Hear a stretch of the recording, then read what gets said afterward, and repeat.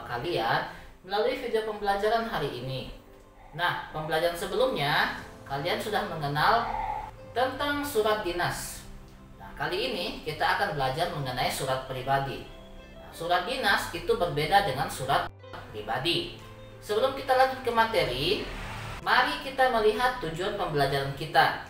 Yang pertama, kalian nanti harus mampu mengetahui dan memahami pengertian dari surat pribadi.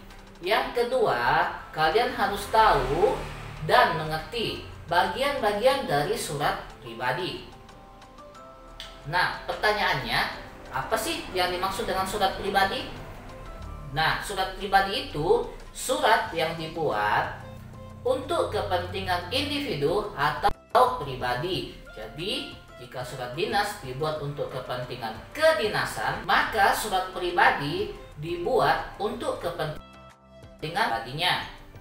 Nah, kalau kita melihat, ternyata jenis surat itu secara umum ada dua, yaitu surat dinas dan surat pribadi. Ciri khas dari surat dinas yaitu menggunakan bahasa Indonesia yang resmi.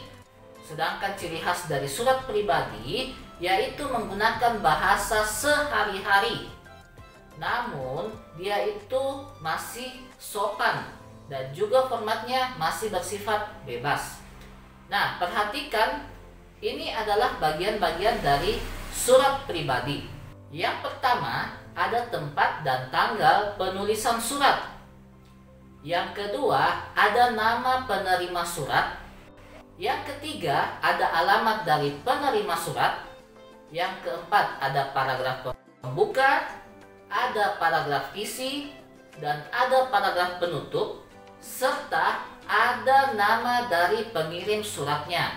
Untuk lebih jelasnya, perhatikan contoh berikut ini. Jadi seperti yang kalian lihat, ini adalah bagian-bagian dari surat pribadi. Namun formatnya ini hanya sebagai contoh.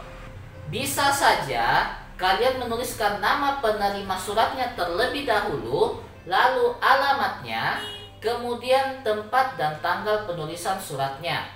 Jadi formatnya itu bersifat bebas. Nah, beda dengan surat dinas ya. Surat dinas itu ada aturan penulisannya. Jadi kesimpulannya, yang pertama, surat merupakan salah satu sarana untuk berkomunikasi.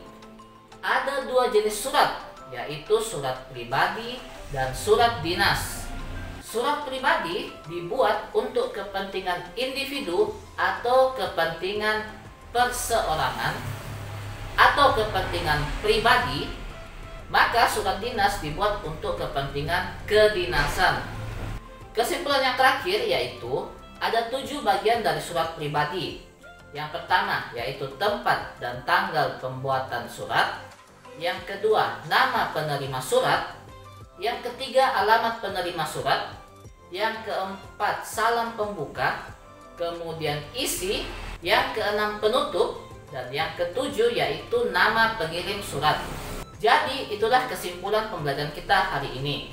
Nah, untuk tugas kalian, perhatikan layar berikut ini.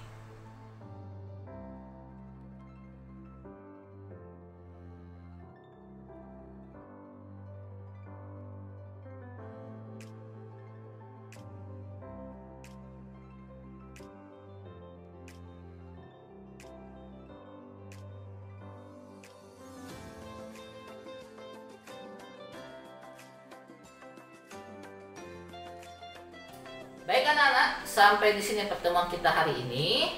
Salam sehat untuk kita semua. Jaga kesehatan dan tetap semangat dalam pembelajaran kita setiap hari.